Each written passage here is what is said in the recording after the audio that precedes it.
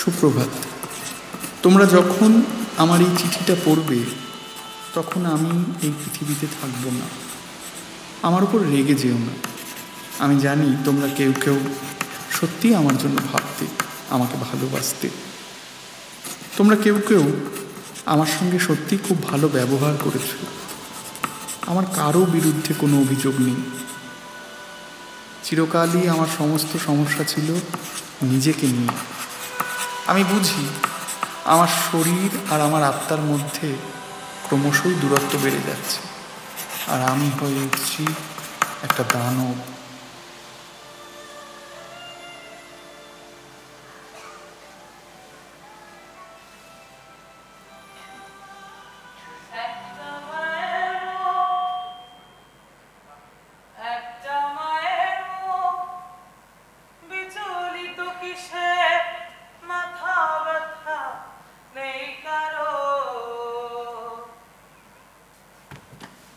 ছেলেটার মরে যাওয়া জাতীয় খাদ্য হয়ে যেন বারবার মারে জননীকে আরো দলিত মুদ্রা চোখে লাবণের মতো নামে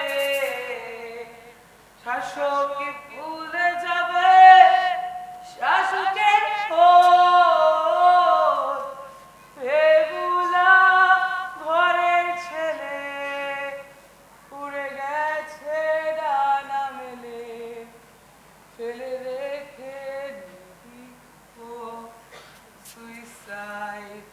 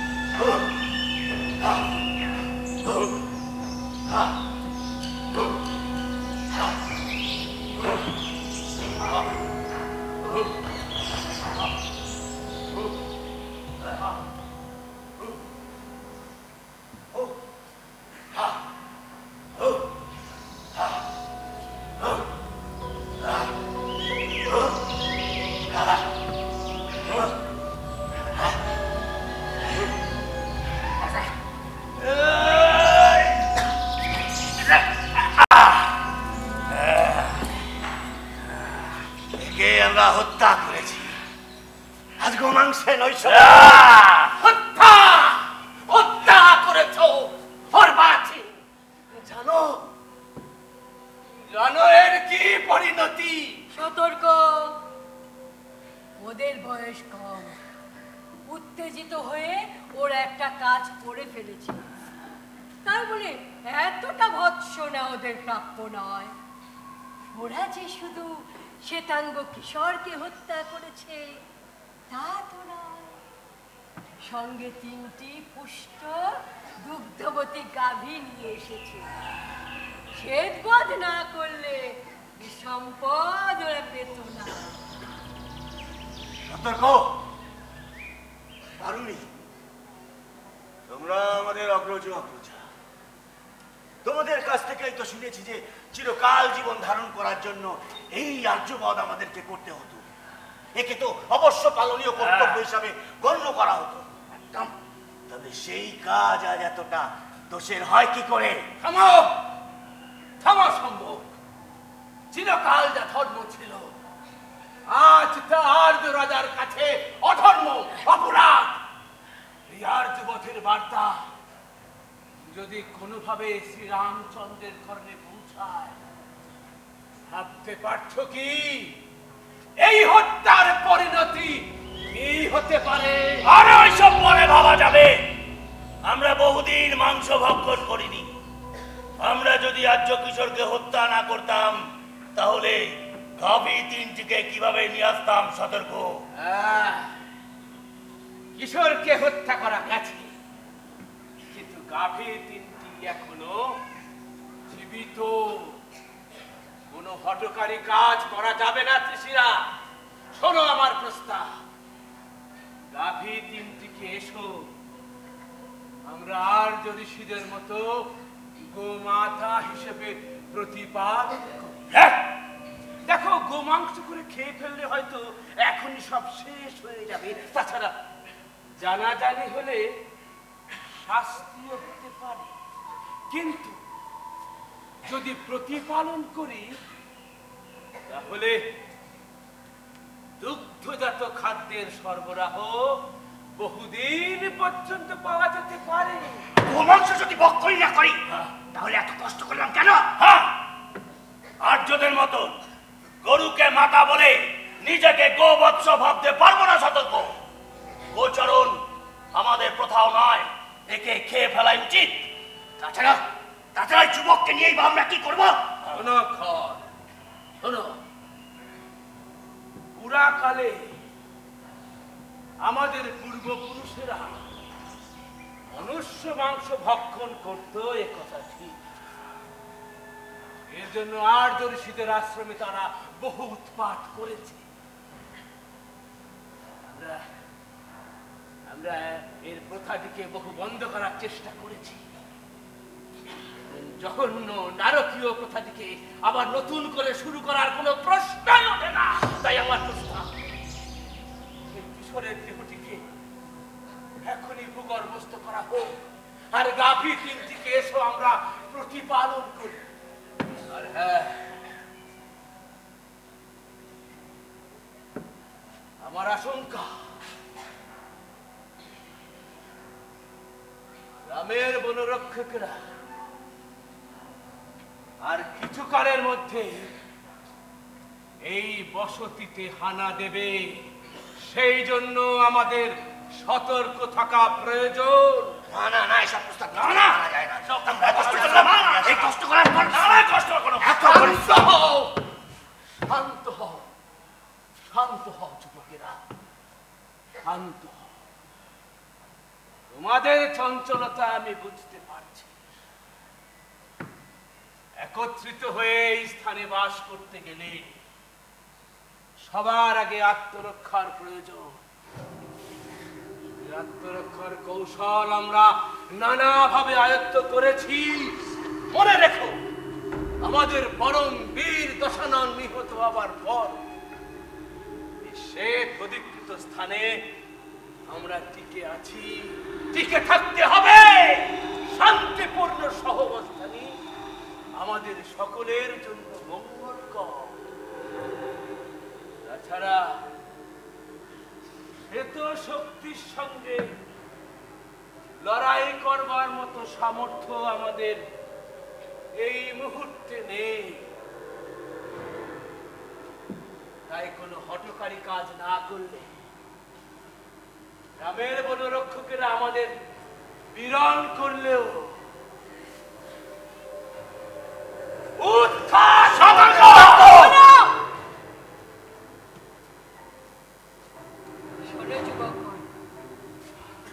সতর্ক সঠিক কথাই বলেছিল। সব দেহটি অবিলম্বে ভূগর্ভস্থ করা হোক। আর আমি প্রস্তাব দিচ্ছি, 3টি গাভীর মধ্যে একটিকে হত্যা করে আজ নৈশভোজ সম্পন্ন হোক। বাকি 2টি গাভী সতর্কের প্রস্তাব মতো প্রতিপালন করি আমরা।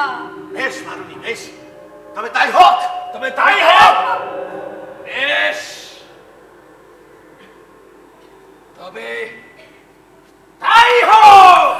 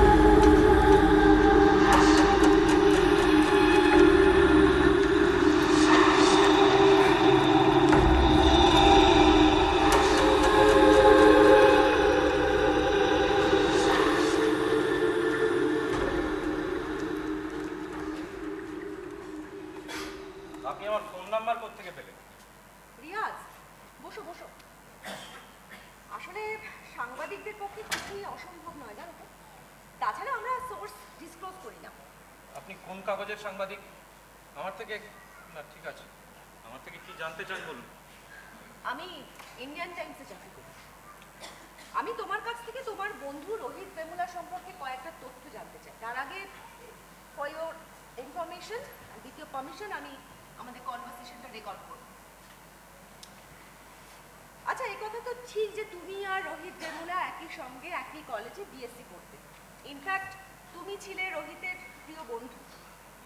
রোহিত তোমাকে এমন অনেক কথা বলতো যে কথাগুলো ওর পরিবারের লোকেরা জানতো না। আমি তোমার কাছ থেকে এরকম কয়েকটা তথ্য জানতে চাইছি, মানে যেগুলো এখনো কেউ জানে না, যে তথ্যগুলো দিয়ে আমরা এমন একটা স্টোরি করতে পারবো যে স্টোরিটা আমাদের কাগজের স্টোরি। হ্যাঁ, আপনি ঠিকই শুনেছেন ম্যাডাম। রূপকথার গল্পে সমুদ্রের গর্ভে যেমন কোনো কোনো মানুষের প্রাণ ভোমরা লুকোনো থাকতো, অনেকে বলতো রোহিতের প্রাণ ভোমরা লুকোনো ছিল আমার হৃদয়ে। তাই আমিও সব থেকে কাছের বন্ধু ছিলাম। বলুন, কি জানতে চান? রিয়াজ, এ কথা কি ঠিক যে রোহিত বেমুলা আত্মহত্যা করার কয়েকদিন আগে তোমাকেই ফোন করেছিল? হ্যাঁ, ঠিক 1 সপ্তাহ আগে, অনেক রাতে। কেন? না, মানে সেদিন তুমি ওর সঙ্গে কথা বলে বুঝতে পারোনি যে ও এরকম ধরনের একটা সিদ্ধান্ত? না না না, আমি বুঝতে পারিনি। আমি কি না, সেদিন আমার ওর সঙ্গে কথা বলে মনে হচ্ছিল ও ভীষণ ডিস্টার্ব, হ্যাঁ, মানে ডিপ্রেসড। আসলে ও যখন আমার সঙ্গে কথা বলতো সম্মান করত, ময়ূরের পেখম মেলার মতো মেলে ধরতো নিজেকে। কত কত কথা বলতো, বলেই চলতো। ওর কণ্ঠে শব্দগুলো যেন নিচে নিচে উঠত। কিন্তু সেদিন ওর কণ্ঠস্বর শুনে মনে হচ্ছিল ওর জীবন থেকে বুঝি চিরকালের মতো বর্ষা বিদায় নিয়েছে। হেমন্তের কুয়াশার মতো অস্পষ্ট শোনাচ্ছিল ওর স্বর, বিষণ্ণ। ও আমায় বলছিল ও বোধহয় পিএইচডিটা শেষ করতে পারবে না। আর ওর সাসপেনশন আর উঠবে না, আর ওর ফেলোশিপের টাকাটাও বোধহয় বন্ধ হয়ে যায়। আচ্ছা আচ্ছা, ঠিক কি কারণে রোহিতকে সাসপেন্ড করা হয়? মানে আমি জানি একটা ন্যারেটিভ বাজারে আছে, কিন্তু সেটাই কি ঠিক? অনেক কথা বলতে হবে ম্যাডাম। একটা প্রিজমের উপর আলো পড়লে সেই আলোটা কত দিকে ভেঙে ছড়িয়ে ছিটকে পড়ে দেখেছেন তো? রোহিতের মৃত্যুটা সেরকম একটা প্রিজম, সেটার উপর আলো পড়লে সেটা নানা দিকে নানা রঙে ভেঙে ছড়িয়ে ছিটকে পড়বে, আর সেই আলোতে হয়তো এমন কিছু দেখা যাবে যা আপনার না দেখলেই ভালো ছিল। রোহিতরা ছিল আম্বেদকর স্টুডেন্ট অ্যাসোসিয়েশনের সদস্য। ক্যাম্পাসে দলিত ছাত্রছাত্রীদের অধিকার নিয়ে কথা বলে ওরা বিশৃঙ্খলা তৈরির চেষ্টা করছে, এই অভিযোগে প্রথমে ওদের সাসপেন্ড করা। আচ্ছা, ওদের ফেলোশিপের টাকাটাও বন্ধ করে দেওয়া হয়। রোহিতরা ফেলোশিপ পেত 25,000 টাকা, একজন ছাত্রের জন্য অনেক টাকা, তাই না? অবশ্যই। ইনফ্যাক্ট ওর ফেলোশিপটা তো বোধহয় চালু হয়নি, ওকে হস্টেল থেকে সাসপেন্ড করা হয়, তাই না? হ্যাঁ, তাই 2015 সালের আগস্ট মাসে ওই হায়দ্রাবাদ সেন্ট্রাল ইউনিভার্সিটির ক্যাম্পাসে ওরা ইয়াকুব মেমনের ফাঁসির বিষয় নিয়ে একটা সভার আয়োজন করেছিল। ম্যাডাম, আপনার ইয়াকুব মেমনকে মনে আছে? তুমি ভুলে যাচ্ছ যে আমি একজন সাংবাদিক। 1993 সালের মুম্বাই ব্লাস্টের অন্যতম চক্রী ইয়াকুব মেমন। হ্যাঁ, তাই এই সভাটা করার পরই অভিযোগ ওঠে ওরা একজন সন্ত্রাসবাদীকে নিয়ে নাকি শোক সভা করছে। ওরা মানবাধিকার নিয়ে কথা বলতো, কিন্তু এর ব্যাখ্যা হলো অন্যরকম। ওদেরকে বলা হলো গুন্ডা, দেশদ্রোহী। আসলে এই পোড়া দেশে সরকারের সিদ্ধান্তের বিরুদ্ধে কেউ কোনো কথা বললেই তাকে বলে দেওয়া হয় সে দেশদ্রোহী, অ্যান্টি ন্যাশনাল। হ্যাঁ, তাই সুরে সুর মেলাতে হবে আপনাকে, বেসুরও বাজলে চলবে না। যাই, যে কথা বলছি, এরপর রোহিতের বিরুদ্ধে নানা অভিযোগ নিয়ে একটা চিঠি জমা পড়ে সেকেন্দ্রাবাদের এমপির কাছে। সেকেন্দ্রাবাদের এমপি আবার সেই চিঠিটা পাঠিয়ে দেন কেন্দ্রীয় সরকারের শিক্ষা দপ্তরে। কেন্দ্রীয় সরকারের শিক্ষা দপ্তর থেকে সেই চিঠিটা পাঠিয়ে দেওয়া হয় হায়দ্রাবাদ সেন্ট্রাল ইউনিভার্সিটির ভাইস চ্যান্সেলরের কাছে। তারপর প্রথমে ওদের হোস্টেল থেকে বহিষ্কার করা হয়, তারপর ওদের সাসপেন্ড করা হয়। রোহিতরা এই সাসপেনশনের বিরুদ্ধে লড়াই শুরু করেছিল। ওরা বিশ্ববিদ্যালয়ের বাইরে তাঁবু খাটিয়ে আন্দোলন করতে শুরু করেছিল, কিন্তু এরপর ডিসেম্বর মাসে একটা সভা ডেকে রোহিতদের সেই সাসপেনশনের অর্ডার বজায় রাখা হয়। আর তার ঠিক 1 মাস পরে 17 জানুয়ারি 2016 রোহিত ভেমুলা আত্মহত্যা করে।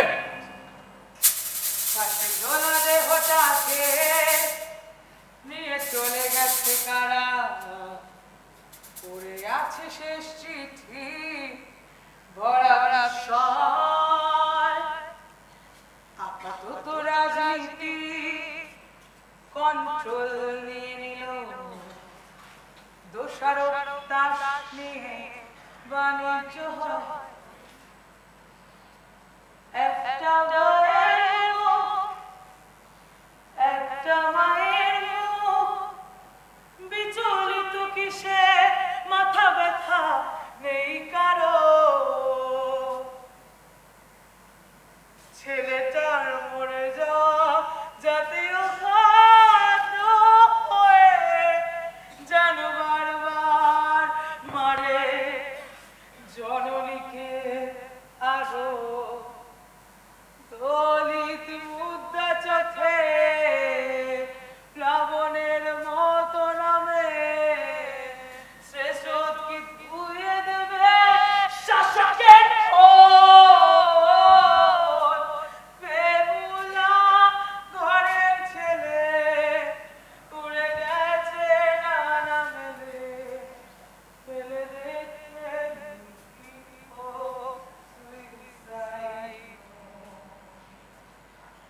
নক্ষত্রের গুঁড়ো দিয়ে বানানো একটা মানুষ চলে গেল ওই নক্ষত্রের দেশে। এত টানাপোড়েনের মধ্যে দিয়ে যাচ্ছিল তোমার বন্ধু ইয়াস, তোমার প্রিয় বন্ধু রোহিত ভেমুলা এত টানাপোড়েনের মধ্যে দিয়ে যাচ্ছিল, তোমাকে সে ফোন করেছিল, তবুও তুমি বলছো তুমি বুঝতে পারোনি যে সে আত্মহত্যা করতে চেয়েছিল। আমি সত্যি ম্যাডাম সেদিন কিছু বুঝতে পারিনি। আমার মনে হচ্ছিল ডিপ্রেশন বুঝি কেটে গেছে। নিবিড় বৃষ্টির পর আকাশের এ প্রান্ত থেকে ও প্রান্ত দিয়ে ভরে ওঠা রামধনুর মতো স্নিগ্ধ শোনাচ্ছিল ওর স্বর। আমি ভেবেছিলাম বনের ওপারে থাকা আমার বন্ধুটা আবার হরিণ শিশুর মতো ছটফট করে উঠবে। Madam madam, Rohit was a great fighter. আমি বুঝতে পারিনি যে ভেতরে ভেতরে এতটা ভেঙে পড়েছে। রোহিতের সুইসাইড নোটটা আমি অনেকবার পড়েছি। রোহিত ভেমুলা ওর সুইসাইড নোটে লিখেছিল, I am not sad, I am empty. জীবন সম্পর্কে কতটা বীতস্পৃহ হয়ে পড়লে একটা 26 বছরের তরতাজা যুবক লিখতে পারে, আমি দুঃখিত নই, আমি শূন্য। ও এরকমটা ছিল না ম্যাডাম, আমার বন্ধু এরকম ছিল না। আমরা গুন্টুরে যখন একসঙ্গে কলেজে পড়তাম, কি লড়াইটা করতো রোহিত। ও কলেজের বইপত্র কেনার জন্য ও ক্যাটারিং এর কাজ করতো, ও রাজমিস্ত্রিদের সঙ্গে জোগাড়ের কাজ পর্যন্ত করতো। আমার মাঝে মাঝে ওকে দেখলে মনে হতো ও যেন সত্যি বিশ্বাস করে যে মানুষ ওই নক্ষত্রের পুরো দিয়ে তৈরি। জাগতিক কোনো তুচ্ছ কাজই মানুষের এই ঐশ্বর্যময় মহিমাকে কালিমা লিপ্ত করতে পারে না।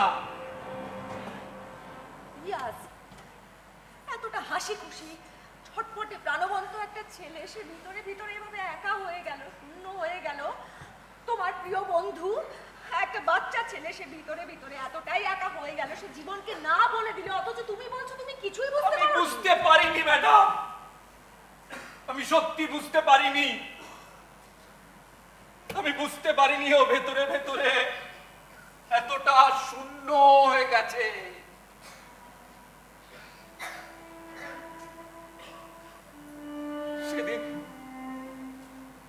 সেদিন আমরা অনেকক্ষণ কথা বলেছিলাম জানেন ম্যাডাম, প্রায় 1 ঘন্টা। আমি ওকে চাঙ্গা করার চেষ্টা করছিলাম ওর কণ্ঠস্বর থেকে ওই হেমন্তের কুয়াশাকে ঘষে ঘষে মুছে ফেলে দিতে। জানেন ম্যাডাম, আমরা গুণপুরে একটা ব্যবসা খোলার কথা ভেবেছিলাম। হ্যাঁ ব্যবসা। আমি রোহিতকে বললাম, আচ্ছা তুই যদি পিএইচডিটা শেষ করতে না পারিস তাহলে তুই গুণপুরে চলে আয়, আমরা সবাই মিলে সেই ব্যবসাটা করি। এই কথাটা শুনে না ভীষণ চাঙ্গা হয়ে গেছিল। ও আমায় বললো, জানেন ও আমায় ফোনে বললো যে হ্যাঁ আমরা গুণপুরে ফিরে এসে এই ব্যবসাটা করে রাজার মতো দাবাবো, এটা বলছিল। আর কি জোরে জোরে হাসছিল ম্যাডাম, কি জোরে জোরে হাসছিল, সেই হাসিটা এখনো আমার কানে বাজছে ম্যাডাম। এটাই ছিল ওর শেষ কথা। আমি ভেবেছিলাম ওর ডিপ্রেশন কেটে গেছে, ভেবেছিলাম ফোনের ওপারে থাকা আমার বন্ধুটা আবার হরিণ শিশুর মতো ছটফট করবে, ভেবেছিলাম নক্ষত্রের গুঁড়ো দিয়ে বানানো মানুষটা আবার নক্ষত্রের মতো উজ্জ্বল হয়ে উঠবে। আমি বুঝতে পারিনি ম্যাডাম ও আত্মহত্যা করবে, আমি বুঝতে পারিনি।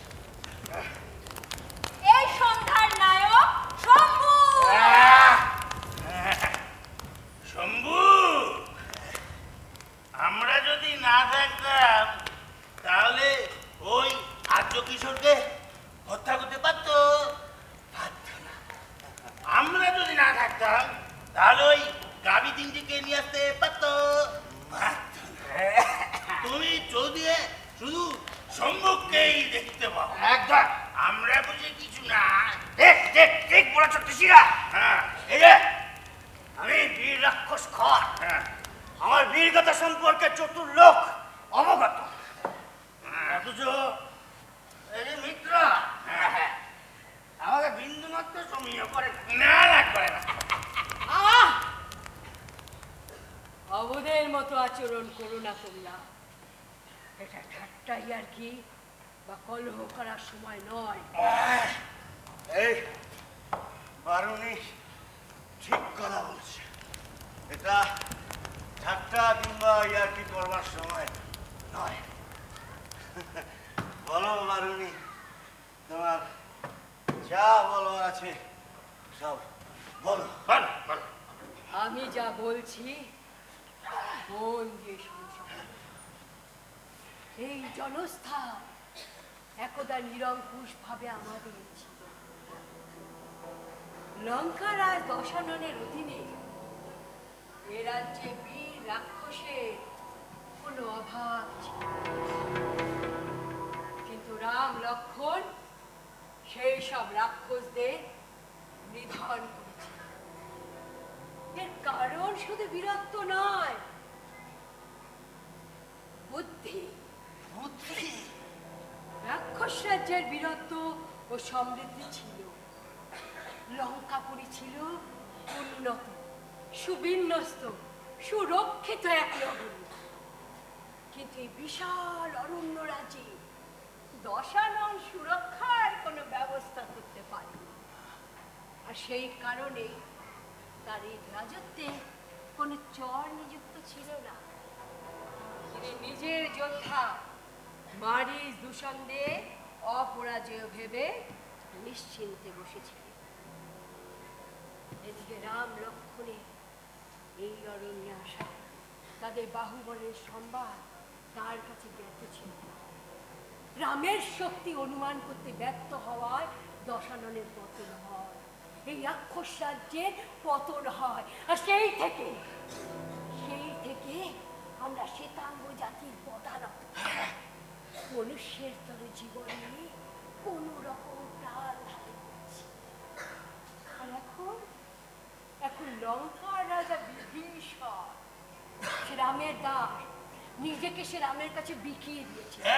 স্বজাতিকে রক্ষার বদলে রামের হাতে নিহত ও উৎপীড়িত হতে দেখতে সে বেশি পছন্দ করে। তাই এই অসহায় পরিস্থিতি থেকে আমাদের মুক্তির পথ আমাদের বের করতে হবে। হঠকারে কোনো কাজ করা চলবে না। অকারণে, অতর্কিতে শ্বেতবধ সম্ভব বিপদ ডেকে আনতে পারে। কিন্তু বারুনি, তুমি যেভাবে রাক্ষস রাজত্ব ধ্বংসের কথা বর্ণনা করলে, বিষয়টা তো ততটা সহজ নয়। তুমি নিজে আমাকে একদিন বলেছিলে যে নারী লোলুপতাই ছিল রাক্ষস রাজত্ব ধ্বংসের মূলে। সে কথা ভুল নয়।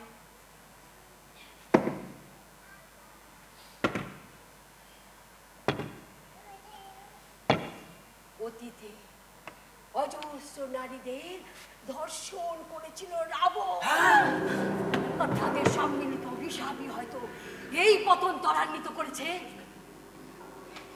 রাবণ নারী লোলুপ ছিল জানতাম, কিন্তু তুমি তো এ তথ্য আগে বলনি যে রাবণ ছিল ধর্ষক। রাবণ ছিল দক্ষ বীর ধর্ষক। যেদিন বহু রাজ্য ঘুরে তার বিমানে করে অসংখ্য বড় নারী নিয়ে লঙ্কাপুরীতে প্রবেশ করলো, অভূতপূর্বভাবে সেই দিনটির কথা আমি কোনোদিন ভুলব না। রাবণ যে পথে গেছে সে পথে যত সুন্দরী নারী পেয়েছে বলপূর্বক তাদের হরণ করে এনেছে। সব ভয়ে অপমানে কাঁদছিল, সম্মিলিত ভাবে তারা সব দিচ্ছিল।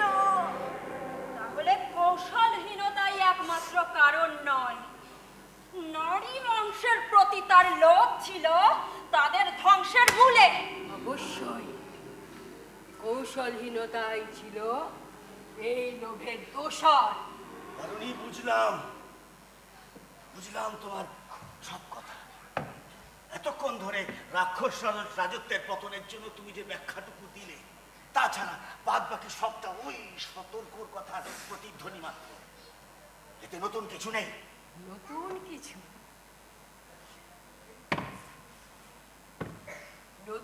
কোথায়? এই রামপত্নী সীতা এখন এই অরণ্যে থাকতে এসেছে। বাল্মীকি আশ্রমে থাকবেন সে। এতে এত বিচলিত হবার মতো কোনো কারণ আছে কি? আছে সম্মুখ আছে। তার এই অরণ্যে বসবাস করার অর্থ এই অরণ্যের প্রতি রামের মনোযোগ অধিক হওয়া। সীতা এক কাল সর্পিনী, নিজের রূপে মোহিত করে সে দশাননকে পতিত করেছিল। এই সীতার জন্যেই আজ আমরা নিজ ভূমি পরবাসী। তাই সে আবার আমাদের সমীপবর্তী হওয়ায় আমার অমঙ্গল আশঙ্কা হচ্ছে। সীতা আমাদের পক্ষে এক দুর্গ্রহের মতো, রামরূপী মহাপ্রলয়ে অগ্রিম বার্তা। তাই আমাদের খুব সতর্কভাবে প্রতিটি পদক্ষেপ গ্রহণ করতে হবে।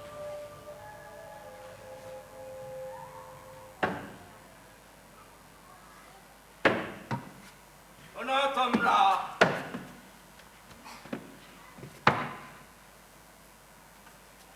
বারুণীর কথা অমূলক নয়, তাই আমাদের যত শীঘ্র সম্ভব এই স্থান পরিত্যাগ করতে হবে। সতর্ক আমাদের সবার জন্য লোমশ সংবাদ নিয়ে এসেছে। বাল্মীকির আশ্রমের কাছে আর্য সৈন্যরা অপেক্ষা করছে। সে কি আর্য সৈন্য সংখ্যা কত? সে কথা নিশ্চিত করে বলা কঠিন, তবু কম নয়। অশ্ব, হস্তি আর রথের শব্দ লোমশ শুনেছে। হস্তি নিয়ে আর্য সেনারা নিশ্চয়ই অনার্য নিধনে আসবে না। তারা হয়তো ভিন রাজ্যে যুদ্ধে গেছে। হ্যাঁ, সে কথা অবশ্য ঠিক, তবু আমাদের সতর্ক থাকতে হবে। তাছাড়া আর্য কিশোরের হত্যা এবং গাভী চুরির সংবাদ যদি ওই রামের বনরক্ষকেরা জানতে পারে, তাহলে আমাদের উপর আক্রমণ করতে দ্বিতীয়বার ভাববে না। সতর্ক সঠিক কথাই বলেছে, আমাদের আরো সাবধানী হতে হবে। তাহলে আমাদের এখন কি করণীয়? আমাদের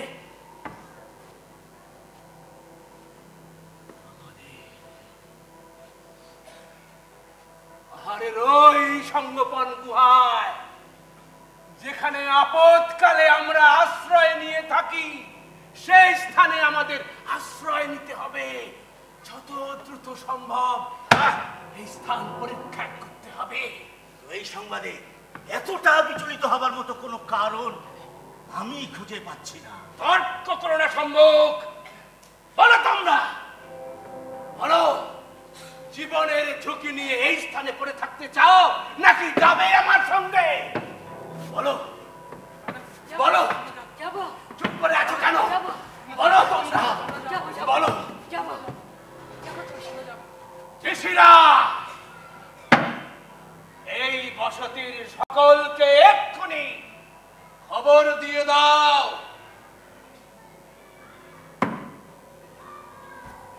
সকলে প্রস্তুত হও।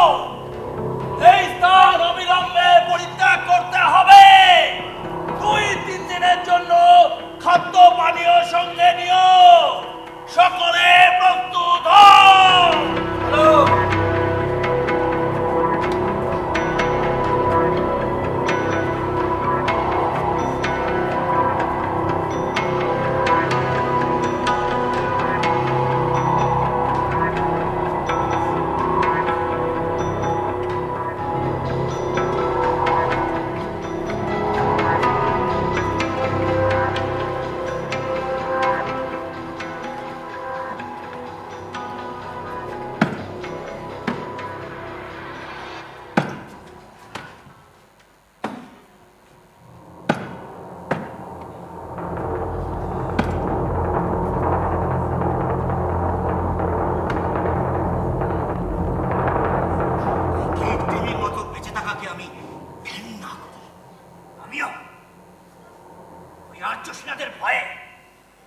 এই গুহায় সংগোপনে দিনরাত্রি অতিবাহিত করতে হবে কেন? এই জল জঙ্গল জমি সব আমাদের, অথচ এর উপর আর আমাদের কোন অধিকার নেই। নিজ ভূমি আমরা পরবাসী। আচ্ছা, আমরা আমাদের এই দুর্গতির কথা আমাদের রাজা লঙ্কেশ্বর বিভীষণকে কোনোভাবে জানাতে পারি না? না না না মিত্রা, কোনো লাভ নেই, কোনো লাভ নেই। বিভীষণের সঙ্গে আমাদের মধ্যে কেউ কেউ রক্তসূত্রে সগোত্র, কেউ কেউ তার অনুচর জনগোষ্ঠীর সন্তান। সেক্ষেত্রে তার প্রতি আমাদের একটা আত্মবোধ আছে, কিন্তু তিনি আমাদেরকে প্রজা মনে করেন না। কোনো পার্বণে, কোনো যুদ্ধে তিনি আমাদের আমন্ত্রণ করেন না। আর আমাদের সুরক্ষা, তার জন্য তিনি কিছুই করেন না। বিভীষণ, আরে বিভীষণ তো রামের পদধৌত জল খায়। আমরা বিপদে পড়লেও উনি আমাদের জন্য কিছু করবেন না। তাছাড়া আমরা অসহায়।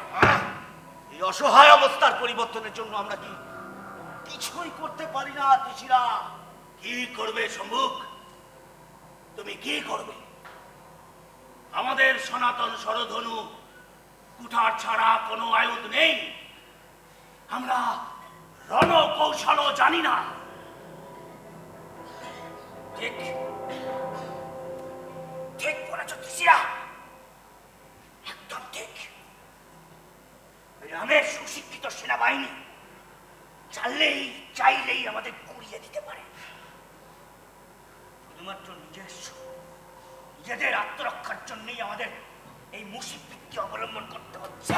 এতদিন তো আমরা তাই করে এসেছি, কিন্তু নিজের ভূখণ্ডের উপর, এই জনস্থানের উপর নিজেদের অধিকার বজায় রাখার জন্য আমরা তো নতুন ভাবে ভাবতেই পারি।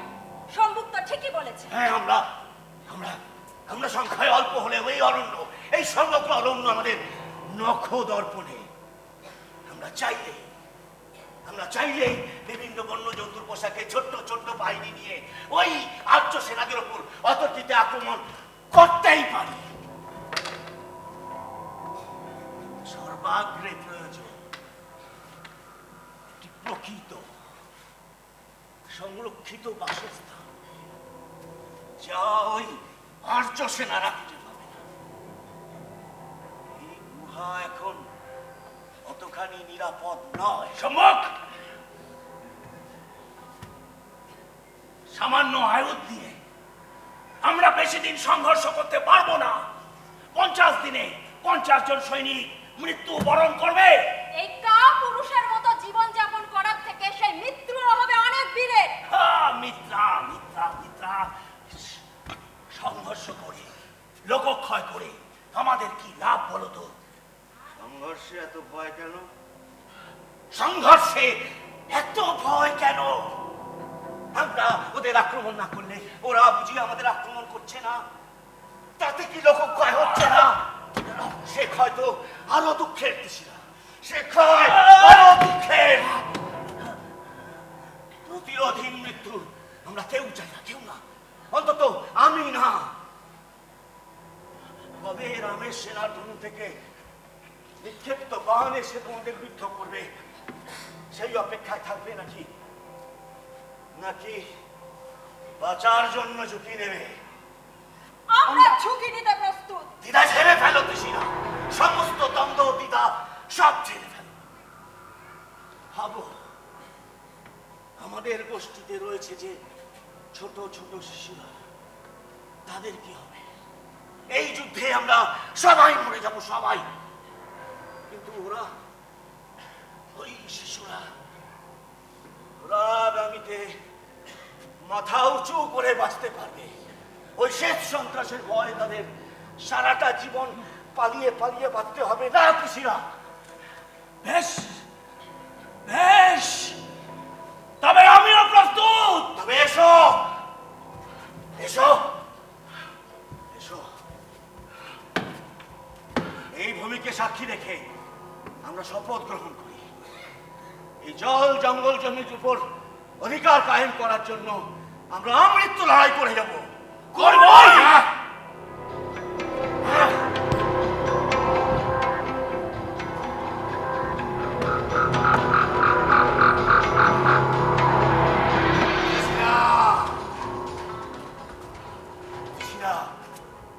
তুমি গোষ্ঠীর যুবকদের নিয়ে আর্য সেনাদের আশ্রমের উপর নজর রাখবে, খেয়াল রাখবে তোমাদের দৃষ্টি যেন সেন পক্ষীর মতো তীক্ষ্ণ হয়। আর্য সেনাদের আশ্রমে প্রতিটি ব্যক্তির আগমন গমনের উদ্দেশ্য অনুমানের চেষ্টা করবে, বিভিন্ন স্থানে নিজেদেরকে লুক্কায়িত রেখে ওদের প্রত্যেকটি পদক্ষেপ আমাদেরকে জানাবে। যাও তিশিরা, তাই হবে। যাও, তাই হবে। সম্ভব বলো, তুমি গোষ্ঠীর যুবকদের নিয়ে যুদ্ধ প্রস্তুতির নেতৃত্বে থাকবে, খেয়াল রাখবে গোষ্ঠীর প্রত্যেকটি বাচ্চা যাতে হয়ে ওঠে আরো যুদ্ধ কৌশল, আরো নিপুণ। যাও ঘর যাও। বেশ, তাই হবে। এবার লোমশকে খবর দিতে হবে। লোমশ সাহসী অকুতভয়, তাকেই দূতের দায়িত্ব দিতে হবে।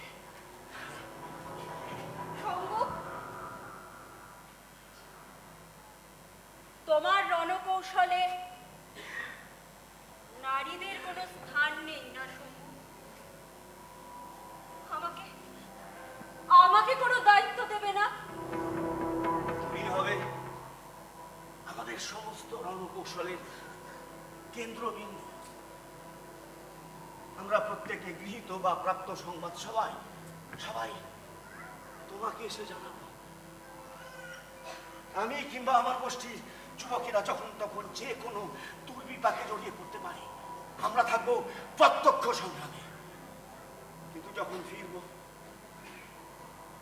জানবো তোমার কাছে ফিরছি, তুমি তো হবে আমাদের স্থির বিন্দু, আমাদের ধ্রুব তারকা। ফিরে ফিরে কখন আসবে আমার কাছে? আমি সেই আশাতেই অতন্দ্র অপেক্ষায় থাকবো শম্ভু।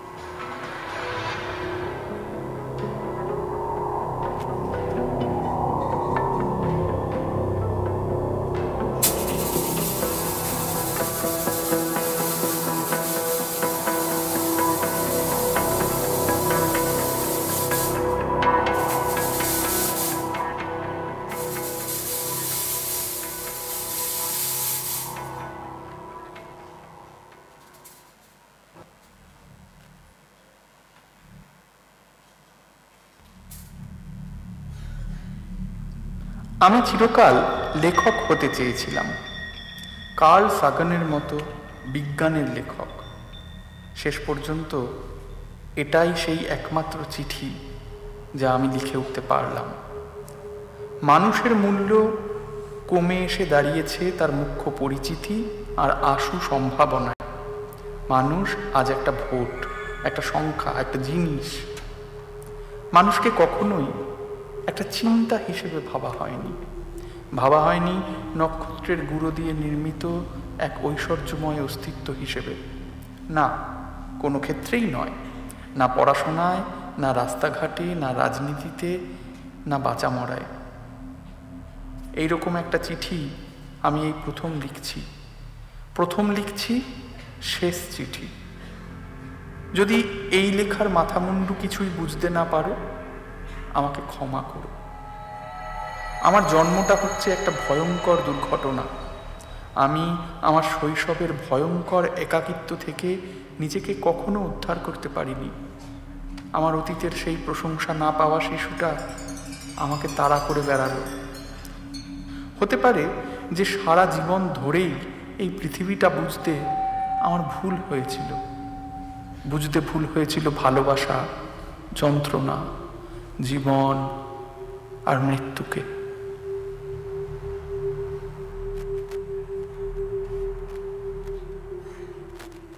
আচ্ছা রিয়াজ, রোহিত ফেমুলা তো দলিত ছিল না, তাই না? আমার এই প্রশ্নের উত্তর জানাটা দরকার। প্লিজ ম্যাডাম, দলিত কাকে বলে? ওয়েল, আমি তাহলে তোমাকে কয়েকটা ইনফরমেশন দিই। রোহিতের বাবা মণি কুমার বেমুলা বদোদরা কাস্টের মানুষ। বদোদরা কাস্ট, যা কিনা ওবিসির আন্ডারে পড়লেও দলিত নয়, অর্থাৎ রোহিত বেমুলা ওবিসি, আদা ব্যাকওয়ার্ড কাস্ট, কিন্তু দলিত নয়। এই তথ্যগুলো কি ভুল? ভুল নয়, কিন্তু অসম্পূর্ণ। রোহিতের মা মানে রাধিকা আন্টি ছিলেন দলিত। আর এ বিষয়ে আদালতের রায় কি আছে জানেন তো? আদালত স্পষ্ট বলে দিয়েছে যে বিয়ে হয়ে গেলেই কারোর কাস্ট পরিবর্তন হয়ে যায় না। আর রোহিতের মা রাধিকা বেমুলা তো অ্যাডাপ্টেড চাইল্ড, তাই না? হ্যাঁ, তাই। রোহিতের দিদা রাধিকা আন্টির কাস্ট লুকিয়ে বিয়ে দিয়েছে। আর রোহিত আর তার সব ভাই বোন জন্মানোর পর যখন রোহিতের বাবা জানতে পারেন যে ওরা দলিত, তখন ওদের ত্যাগ করেন। কি নিদারুণ কষ্টে ওদের ওই পালিতা দিদার বাড়িতে থাকতে হতো, তা আমি নিজের চোখে দেখেছি। চাকর বাকরদের মতো সমস্ত কাজ করতে হতো, দলিতদের মতো থাকতে হতো ওদের। মানে ওদের প্রতি মুহূর্তে বুঝিয়ে দেওয়া হতো ওরা দলিত, ওরা আশ্রিত। এটাই তো যুগ যুগ ধরে হয়ে এসেছে ম্যাডাম। একজন দলিতকে বুঝিয়ে দেওয়া হয়েছে সে দলিত, পড়াশোনায় তার কোনো অধিকার নেই, তার কাজ চিত্র বানানো, তার কাজ পুলিশ বহন করা, সে একজন ভাঙ্গি। ম্যাডাম, আপনার আইডেন্টিটি কিন্তু আপনি নিজে তৈরি করেন না, তৈরি করে সমাজ, তৈরি করে এই অন্যরা। সমাজ যদি একবার জানতে পারে যে আপনার শরীরে বইছে দলিত রক্ত, তাহলে সে কিন্তু আপনাকে আর ছেড়ে কথা বলবে না। তখন আপনার মন নেই, মেধা নেই, পড়াশুনো নেই, কিচ্ছু নেই, আছে শুধু এই শরীর। আর সেই শরীরটাকে দাঁড়িয়ে দেওয়ার মতো একটা জাত বা ধর্মের পরিচয়। তখন আর আপনি এই নক্ষত্রের গুঁড়ো দিয়ে বানানো মানুষ নন, তখন আপনি একজন শূদ্র, একজন শূদ্র, একজন শূদ্র, একজন শূদ্র, শূদ্র, শূদ্র।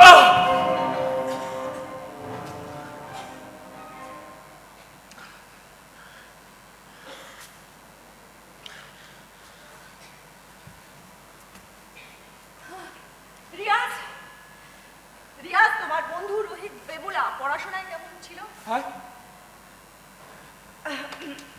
আমি জানতে চাইছি যে রোহিত বেমুলা পড়াশোনায় কেমন ছিল? ভালো ছিল না,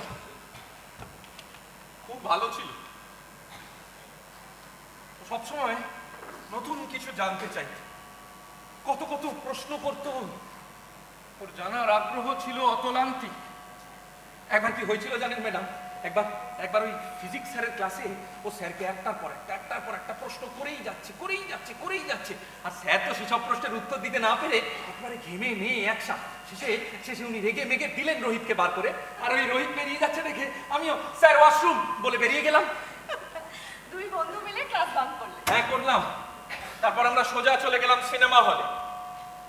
আমরা এরকম করতাম জানেন, মাঝে মাঝে এই গুন্টুর শহরটার রাস্তায় রাস্তায় ঘুরে বেড়াতাম। আর রোহিত ছিল আমাদের লিডার। আমি সব সময় ওর পাশে পাশে থাকতাম, মানে সাইড রোলে। শুধু একবারই সেম সাইড হয়ে গেছিল। মানে? একই বান্ধবীর প্রেমে পড়েছিলাম আমরা দুজনে একসঙ্গে। ইন্টারেস্টিং। তারপরে কি করলে? তারপর নেতাকে জায়গা ছেড়ে দিতে হলো। ভ্যালেন্টাইন্স ডে দিন রোহিত প্রপোজ করলো সেই বান্ধবীকে। ওয়াও! তারপরে সেই বান্ধবী অ্যাকসেপ্ট করেছিল নিশ্চয়ই? না ম্যাডাম, করেনি। করলে হয়তো আমার বন্ধুটা বেঁচে যেত, করলে হয়তো ওকে লিখতে হতো না,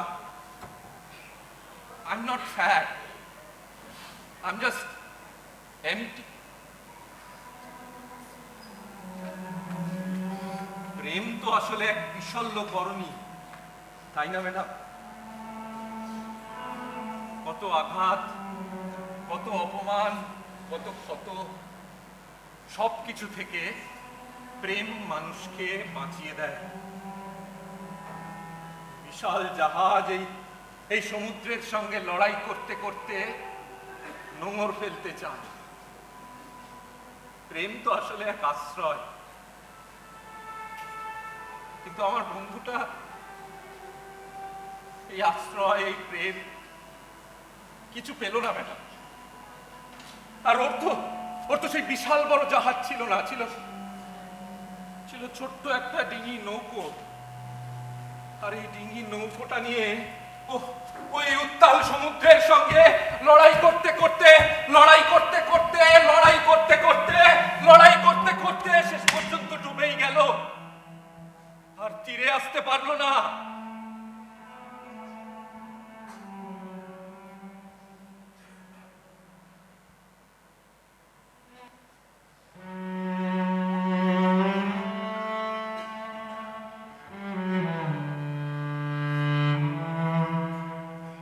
আমি বিজ্ঞান ভালোবাসতাম নক্ষত্রমণ্ডলী, প্রকৃতি, কিন্তু আমি মানুষকে ভালোবেসেছিলাম এটা না বুঝেই যে মানুষ বহুদিন প্রকৃতি থেকে বিচ্ছিন্ন হয়ে গেছে। আমাদের অনুভূতিগুলি নতুন নয়, অন্যের ব্যবহৃত। আমাদের ভালোবাসা নির্মিত, আমাদের বিশ্বাস রং করা। নকল শিল্পের মাধ্যমেই আমাদের নিজস্বতা মান্যতা পায়। আহত না হয়ে ভালোবাসা সত্যিই কঠিন হয়ে গেছে।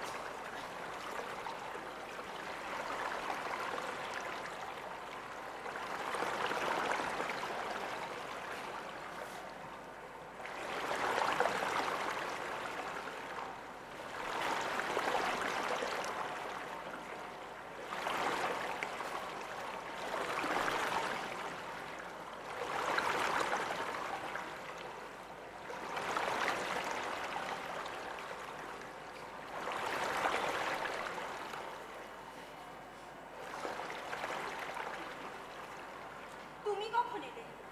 আমাকে ডাকুনি কেন?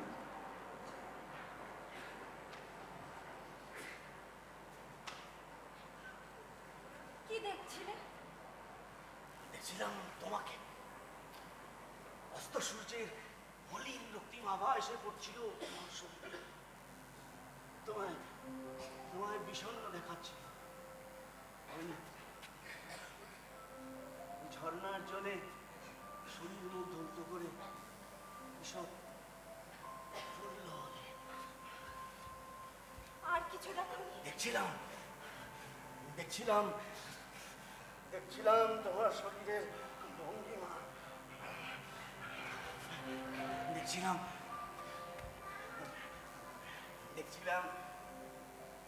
দেখছিলাম তোমার হাতের ওঠা পড়া। দেখছিলাম ওই ঝর্ণার মতো তোমার সরু প্রতিবেশ।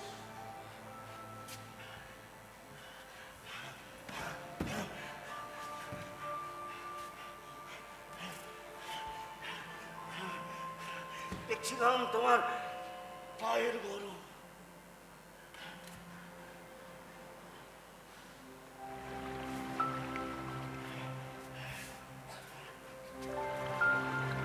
দেখছিলাম তোমার শরীরের সমস্ত বক্ররেখাগুলো।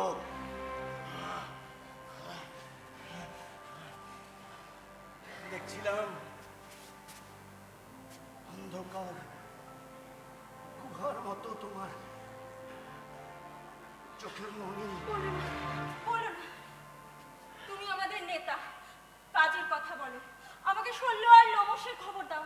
ওরা নতুন কোনো সংবাদ নিয়ে এলো কি?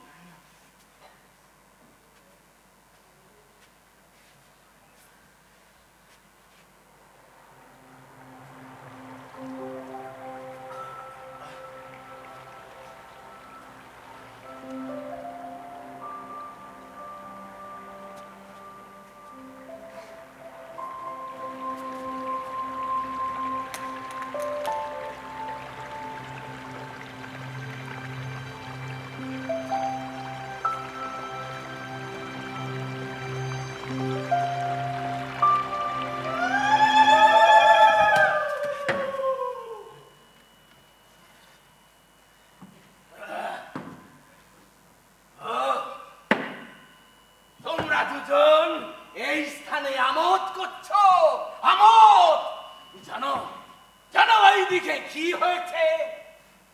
কি হয়েছে সতর্ক? এসো এসো আমার সঙ্গে, নিজের চোখেই দেখো কি হয়েছে।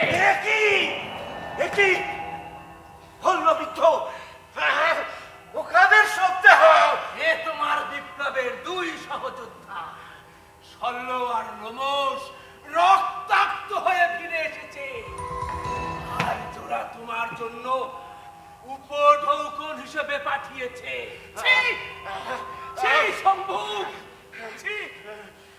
আমাদের বিভীষিকার মধ্যে ফেলে তুমি এখানে আমোদ করছো। কি ভয়ঙ্কর! এই সল্লোয়াল্ল বসে দেহ হতে পারে না। একটা অভিনয় বন্ধ করো শম্ভু। আমি বলছি এটাই শল্য আর লোমশের দেহ। নিজের উচ্চাসা পূরণের জন্য এদেরকে তুমি মৃত্যুর মুখে ঠেলে দিয়েছো। বলো তোমরা এরপরও কি সম্মুখের পথ অবলম্বন করবে, নাকি ফিরে আসবে আমার শান্তির পথে? বলো বলো বলো তোমরা। আমাদের বিপ্লবের নেতা এখানে হাস্য কৌতুক করছে, তোমরা নিজের জীবন বিপন্ন করে স্বজন বর্জিত প্রবাসে বিপ্লবের কার্য করে যাচ্ছ।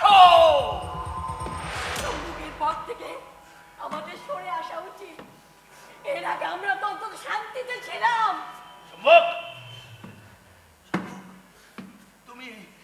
তুমি একবার বলো যে আমরা এই পথে অগ্রসর হব কিনা। তুমি একবার বলো। কেন তুমি সকলকে বিভ্রান্ত করছো? সতর্ক! এই মৃত্যুর জন্য সম্ভব দায়ী নয়, এই মৃত্যুর জন্য দায়ী আর্যরা। আমরা যদি এই জল জঙ্গল মাতৃভূমি থেকে নিজেদের অধিকার না বজায় রাখতে পারি, আমরা যদি আর্যদের বিরুদ্ধে আমাদের সংগ্রাম না চালিয়ে যেতে পারি, তাহলে আমরা সব হারাবো। বলো, তোমরা কি সেটাই চাও? এই তো এইবার এটিকার মধ্যে থেকে মারজার বেরিয়ে এসেছে। এই নারীর সঙ্গে প্রণয় সম্ভব করবে বলে তোমাদের ওই বিপ্লবের নেতা এই স্থান ছেড়ে নড়ছে না, অথচ তোমাদের পাঠিয়ে দিচ্ছে অন্য প্রদেশে। তোমরা মৃতদেহ হয়ে ফিরে আসছো। না না, বিপ্লবের নামে এই প্রণয় লীলা আমরা কিছুতেই সহ্য করব না। অমৃত ভাষণ বন্ধ করো। অমৃত ভাষণ বন্ধ করো। বিপ্লবী আমার এক এবং একমাত্র প্রণয়। এই জল জঙ্গল জমির ওপর অধিকার কায়েম করাই আমার একমাত্র লক্ষ্য। কোনটা মিথ্যা সম্ভব? মিথ্যার সঙ্গে তুমি প্রণয় মত্ত নও। তাও যদি হই, তার সাথে বিপ্লবের কোনো সম্পর্ক নেই। আমাদের কথা শোনো শম্ভু, এদের সকলে জীবনের কথা ভাবো। বিপ্লবের নেশা সর্বনাশী, স্বজনদের মৃত্যুর মুখে ঠেলে দিস না। তোমরা বলো, তোমরা কি চাও? মনে দ্বিধা রেখে বলো সকলে।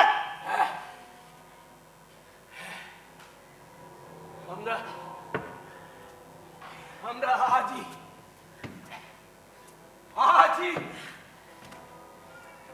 আর্যদের কাছে আত্মসমর্পণ করতে চাই। আমরা শান্তি চাই, বাঁচতে চাই।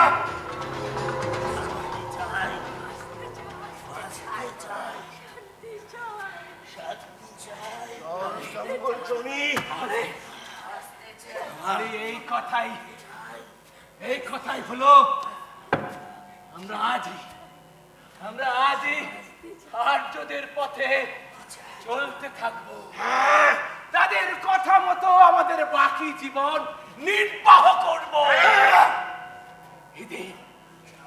এদের সঙ্গ এখনই পরিত্যাগ করা প্রয়োজন। চলো সকলে,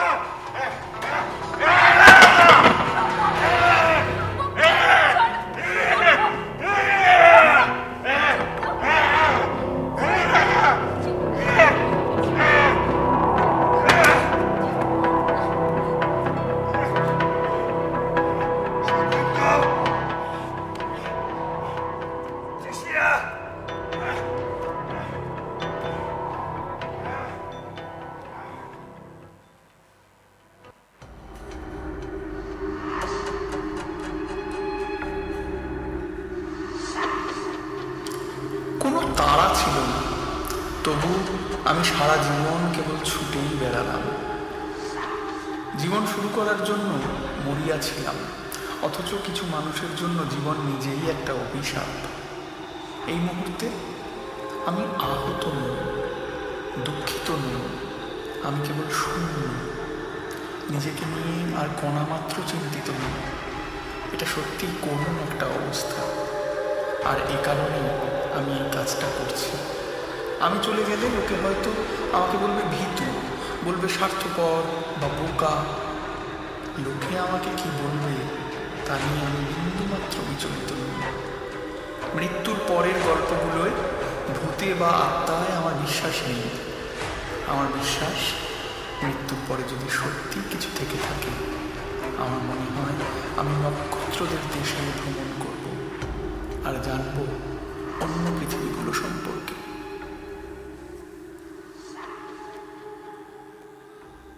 লড়াইটা শেষ পর্যন্ত রোহিত করেছিল ম্যাডাম, কিন্তু এ তো এক অসম লড়াই। একদিকে এমপি, এমএলএ, বিশ্ববিদ্যালয়ের আধিকারিকরা, মন্ত্রীরা, আর ওদিকে ওরা মাত্র কয়েকজন ছাত্র। কিন্তু রিয়াজ, ওর সহযোদ্ধারা, তোমরা, ওর কমরেডরা। হ্যাঁ হ্যাঁ, আমরা তো ছিলাম, আমরা অবশ্যই ছিলাম, কিন্তু কোনো লড়াই তো ম্যাডাম নিজের সঙ্গেও লড়তে হয়, আর সেই লড়াইটা লড়তে হয় নিজের সঙ্গে একা। জানো রিয়াজ, রোহিতের ওই চিঠিটা পড়তে পড়তে আমার বারবার মনে হয়েছে রোহিত নিজের সঙ্গে একা এই লড়াইটা করতে পারছিল না। পারাটা কঠিন ম্যাডাম, ভীষণ কঠিন। বিশেষ করে একজনকে যদি ছোটবেলা থেকে বুঝিয়ে দেওয়া হয় যে তার যোগ্যতা দিয়ে কোনো বিচার হবে না, হবে তার জাত কি, তার গায়ের রং কি, সে কোথা থেকে এসেছে তা দিয়ে, তাহলে তো সেই মানুষের অন্তরে একটা শূন্যতার অনুভব আসবে। সে মানুষটা বুঝতে পারবে যে এত বছর ধরে লড়াই করেও তো এই পৃথিবীটা পাল্টাচ্ছে না, একই থেকে যাচ্ছে যুগের পর যুগ ধরে, বহু বছর ধরে। কিন্তু যারা সামনে থেকে নেতৃত্ব দেয় তাদের তো ভেঙে পড়লে চলে না রিয়াজ। নেতাও কিন্তু দিনের শেষে একা ম্যাডাম, নিজের সঙ্গে একা। আত্মহত্যাই কি তার সমাধান রিয়াজ? রোহিতের মৃত্যুটাকে আজ আর আমি আত্মহত্যা বলে দেখি না ম্যাডাম। একথা ঠিক যে রোহিত নিজের সুইসাইড নোটে কাউকে দায়ী করে যায়নি, কিন্তু একবার ভালো করে ভেবে দেখুন তো, আমরা কি কেউ দায়ী নই? দায়ী নয় এই সিস্টেমটা, যে সিস্টেম একজন মানুষকে মানুষের মর্যাদা দেয় না।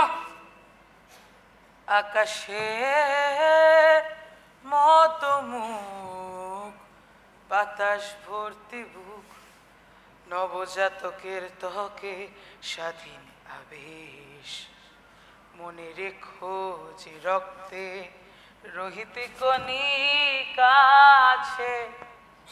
আমি শ্বেত রক্ত কণিকার কথা বলছি না, আমি লোহিত রক্ত কণিকার কথা বলছি না, আমি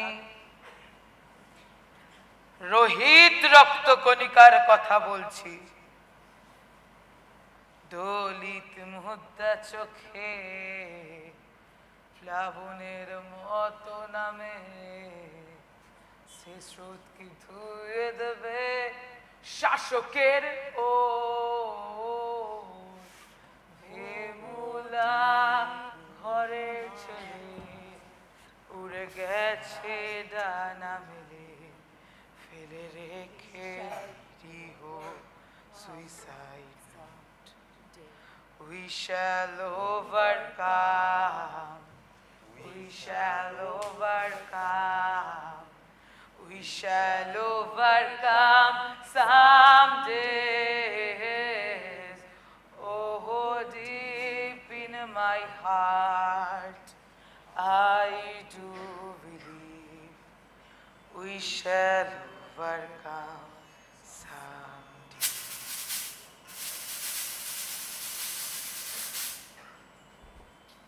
আচ্ছা আচ্ছা রিয়াজ, আচ্ছা তুমি কি বলবে যে রোহিতের এই মৃত্যুটা আত্মহত্যা নয় বরং খুন? রোহিতের বাবা বলেছিলেন এটা একটা খুন, কিন্তু আমি ঠিক সেভাবে বলবো না। তবুও বলবো এটা একটা খুন,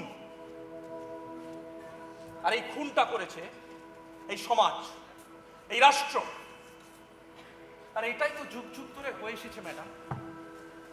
একবার ভালো করে ভেবে দেখুন তো, সেই রামায়ণ মহাভারতের কাল থেকে রাজা কিংবা রাষ্ট্র কখনো কাউকে সমান চোখে দেখেনি। কাউকে রেখেছে উচ্চে তো কাউকে রেখেছে নিচে, কাউকে রেখেছে আলোতে তো কাউকে অন্ধকারে।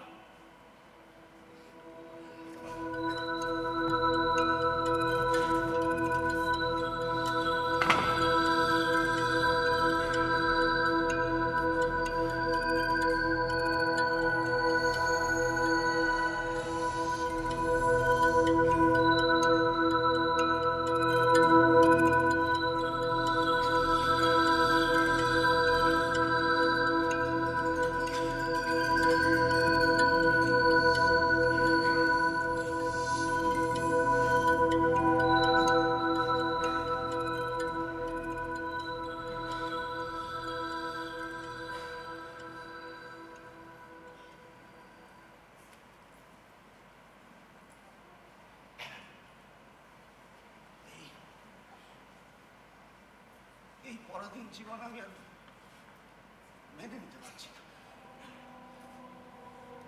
আমার বন্ধুরা কাষ্ঠ পশু জন্মের পাদুকা প্রস্তুত করছে, আমাদের শিলাময় উপদেবতাদের প্রতিস্থাপিত করে দিয়ে তারা আর্য দেবতাদের পূজা করছে, আর্য দেবতাদের। মাংস খাওয়ার পরিবর্তে তারা গাভীকে মাথা বেঁধে উপাসনা করছে। এই কি জীবন? জীবন তো আমার আরো অসহনীয় হয়ে উঠেছে শম্ভু। আমার ভগিনীর মৃত্যুর পর আমি আজ সতর্কর অঙ্কশাহী। আমার ভগিনীর ছোট ছোট 4টি শিশুর জন্য আমি এই বন্দি দশা মেনে নিয়েছি। আমি এখনো তোমায় চাই মিত্রা। চলো ওই স্থান আমরা পরিত্যাগ করি, আমরা বিবাহ করি মিত্রা। তা হয় না শম্ভু।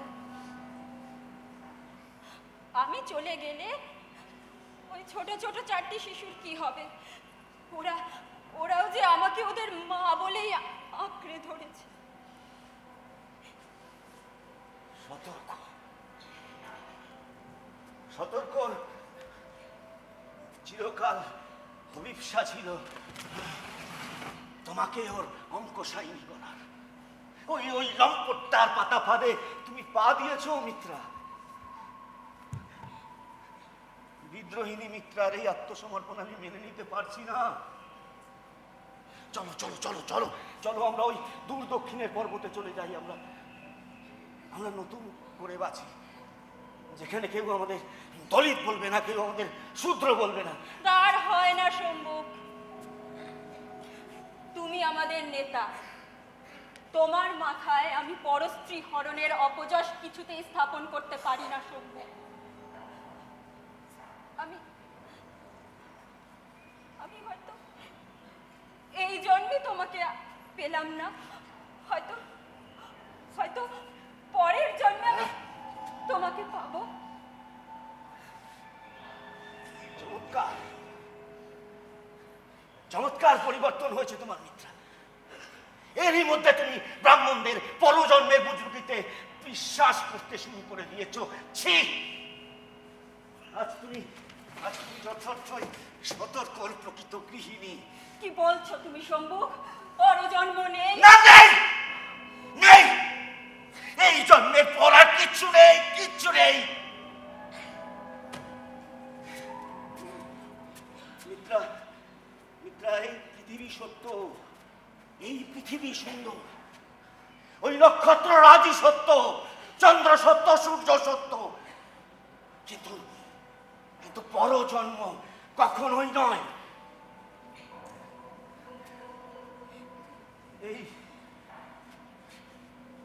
এই সুন্দর পৃথিবীতে আমি একজন পরাধীন মানুষ হয়ে বেঁচে থাকতে পারবো না মিত্রা। তোমাকে ছাড়া, স্বাধীনতা ছাড়া আমার জীবন বৃথা মিত্রা। নিজের মধ্যে যে বিপুল সম্ভাবনা রয়েছে সেটাকে কাজে লাগাও সম্মুখ। নিজেকে শূদ্রদের মধ্যে একজন বিশেষ রূপে চিহ্নিত করো। কেন কেন শুধু শূদ্রদের মধ্যে? কেন কেন সমস্ত মনুষ্যকুলের মধ্যে নয়? কিসে প্রমাণ হলো রাজন্য রামের চেয়ে আমি মানুষ হিসেবে নিকৃষ্ট? কে নির্ধারণ করলো? ব্রাহ্মণ অগস্ত্য আর বাল্মীকি আমার চেয়ে উন্নত মানব। ওরা যা করতে পারে আমরা সে সমস্ত কাজ করতে পারি না সম্মুখ। কেন পারি না মিত্রা? কেন পারি না? রাজার বেঁধে দেওয়া হাজারো বিধি নিষেধের বাবা আমরা পদে পদে কেন মেনে চলব? আমাদের অসাধ্য কি আছে? মিত্রা মিত্রা, তোমায় যদি না পাই আমি তপস্যা শুরু করব। আমি প্রমাণ করব একজন ব্রাহ্মণ যা পারে একজন শূদ্রও তা পারে, আমিও পারি তপস্যা করতে। আর এটাই হবে আমার প্রতিবাদ রাজা দেশের বিরুদ্ধে, ব্রাহ্মণ্যবাদের বিরুদ্ধে, একজন একক মানুষের, একজন রাক্ষসের, একজন শূদ্রের প্রতিবাদ মিত্রা। কার্য তুমি করো না সম্মুখ। তপস্যায় ব্রাহ্মণদের একচ্ছত্র অধিকার। তুমি তপস্যা করলে ওরা তোমায় হত্যা করবে। করুক আমায় হত্যা করুক মিত্রা। আমি এই জল জঙ্গল জমির উপর অধিকার প্রতিষ্ঠা করতে পারিনি, কিন্তু তপস্যার উপর আমি শূদ্রের অধিকার প্রতিষ্ঠা করব মিত্রা। আর এটাই হবে আমার প্রতিবাদ। যেমন করে ওরা আর্যরা যেমন করে আমার বন্ধু শল্য আল্লমোচের দেহটা ঝুলিয়ে দিয়েছিল ওই সভাবৃক্ষ থেকে নিম্ন মুখে, ঠিক তেমন করে সম্মুখ ঝুলে থাকবে না মিত্রা। কোন মৃতদেহ হয়ে নয়, একজন জীবন্ত মানুষ হয়ে ঝুলে থাকবে সম্মুখ। আর এটাই আমার প্রতিবাদ। কার্য তুমি করো না শম্ভু, ওরা তোমাকে হত্যা করবে, তুমি তপস্যা করো না।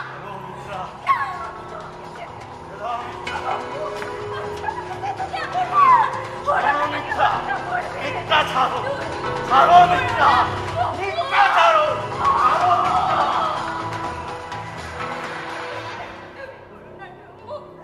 ওরা তোমাকে হত্যা করবে, এই বাড়িতে তুমি করো না, ওরা তোমাকে হত্যা করবে।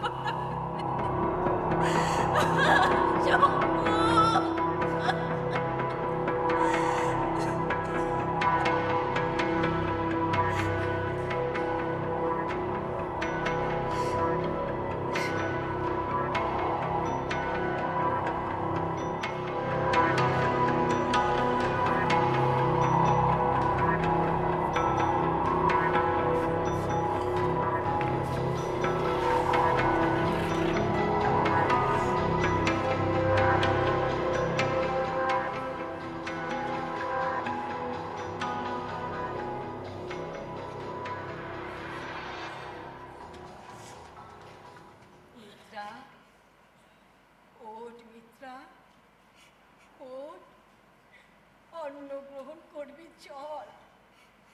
যা হয়েছে তা অনিবার্য ছিল।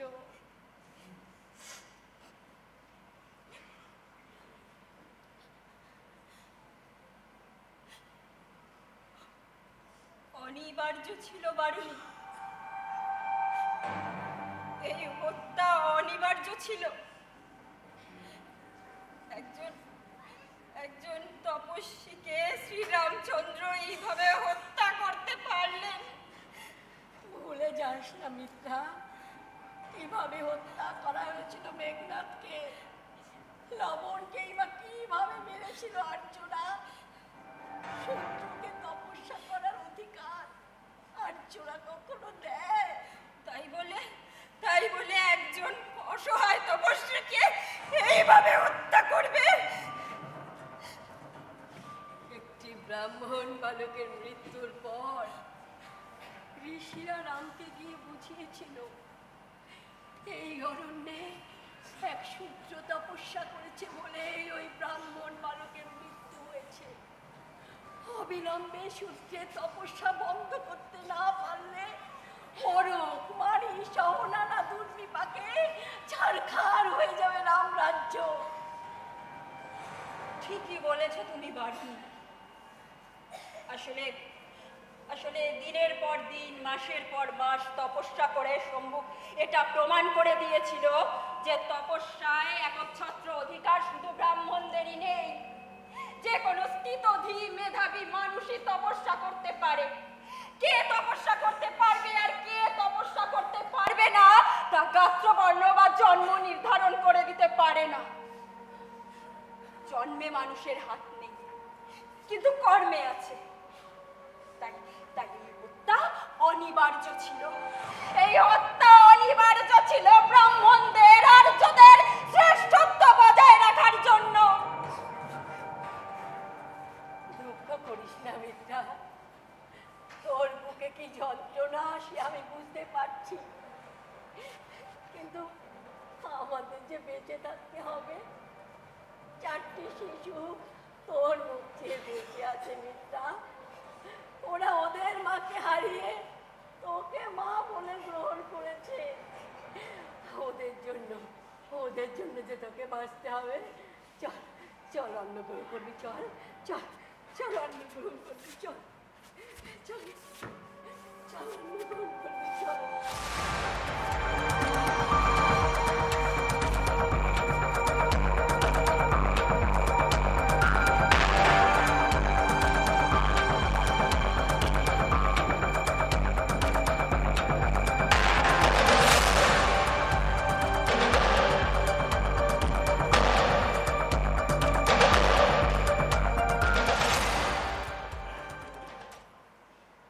জানেন ম্যাডাম, আমি আর রোহিত মাঝে মাঝেই দূরবীন দিয়ে আকাশের নক্ষত্রদের দেখতাম। রোহিতের এই দুটোই নেশা ছিল। এক, ইন্টারনেট সার্ফ করে বিজ্ঞানের নতুন নতুন তথ্য জানা, আর দুই, ওই নক্ষত্রদের দিকে তাকিয়ে থাকা। ওর ওই চিঠিটা পড়ে আমার মনে হয়েছে যে ও নক্ষত্র দেখতো, জানো। হ্যাঁ, আজ হয়তো সত্যি সত্যি ওই নক্ষত্রদের দেশে ভ্রমণ করছে, জেনে নিচ্ছে বিজ্ঞানের সব অজানা তথ্য। শুধু ফারাক একটাই না, আজ আর ও আমাকে এসে বলবে না, রিয়াজ আজ ধ্রুব তারার সঙ্গে দেখা হলো, নক্ষত্রের দেশ কি সুন্দর।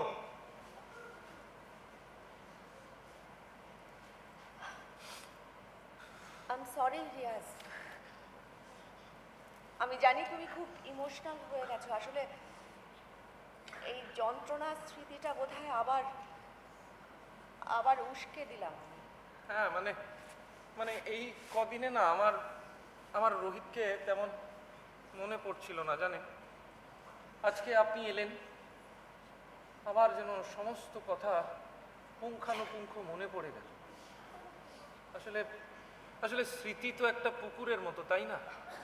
এমনিতে নিস্তরঙ্গ থাকে, কিন্তু যেই তার মধ্যে একটা ঢিল পড়ে, তখন ঢেউ উঠতে উঠতে ওই পুকুরটাকেই মনে হয় যেন একটা সমুদ্র।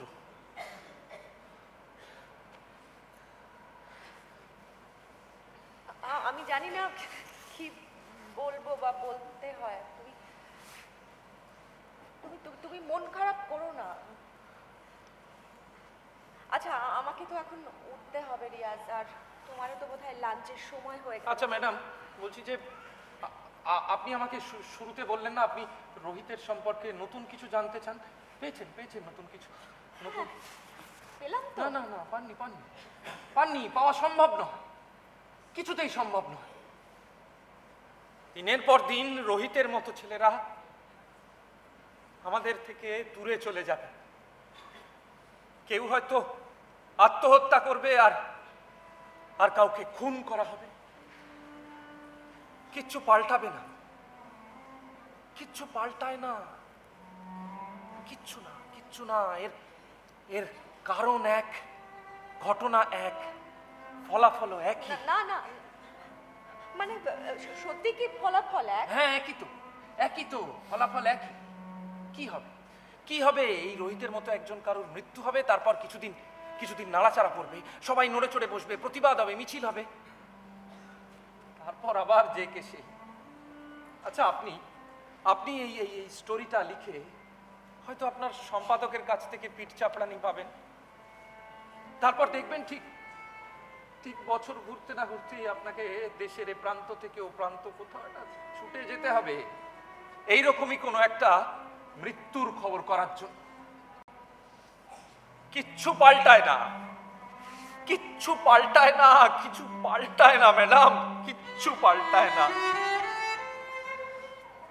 তুমি একদম ঠিক বলেছো রিয়াজ, কিন্তু তবুও আমি তোমাকে কবিগুরুর কথা ধার করেই বলছি, মানুষের ওপর থেকে বিশ্বাস হারানো পাপ। আমি চলে গেলে লোকে হয়তো আমাকে বলবে ভীতু, বলবে স্বার্থপর বা বোকা। লোকে আমাকে কি বলবে তা নিয়ে আমি বিন্দুমাত্র বিচলিত নই।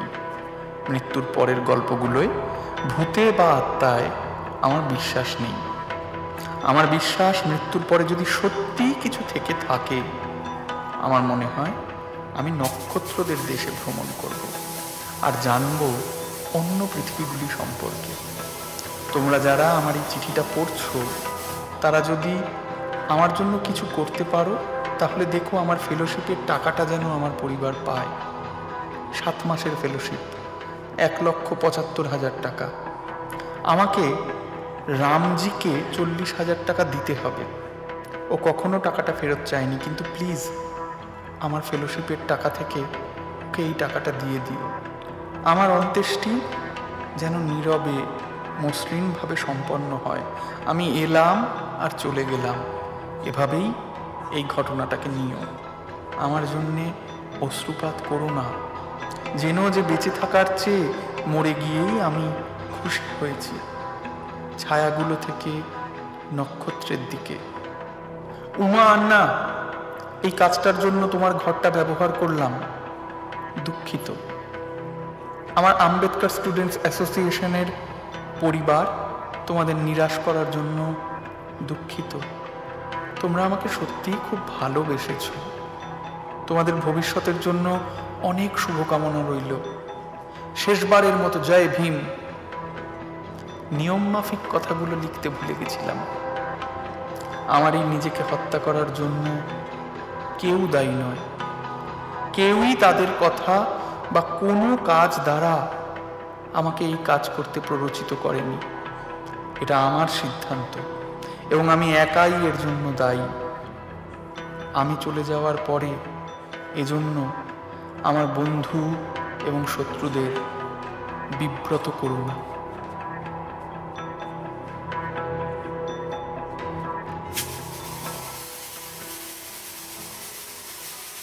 দৈনিক পদদলিতে শেষ যুদ্ধটা, সাদা পতাকা উড়িয়ে বিদ্রুপে হাসে। সবাই মারলো যাকে, দেখো সে ছেলেটাকে অনায়াস প্রত্যয়ে দাঁড়িয়েছে হাসে। শোক মোম জমে জমে হিমালয় হলো ক্রমে শামিয়ানা শিবির মিছিল হাজার। আহারেট সার্কাসে স্ট্যাটাসের ঝড় ওঠে, উড়ে পাওয়া সুযোগে সদ্ব্যবহার। একটা ভাইয়ের মুখ, একটা মায়ের মুখ, বিচলিত কিসে মাথা ব্যথা নেই কারো। ছেলেটার মরে যাওয়া জাতীয় খাদ্য হয়ে যেন বারবার মারে জননীকে আরো। দলিত মুদ্রা চোখে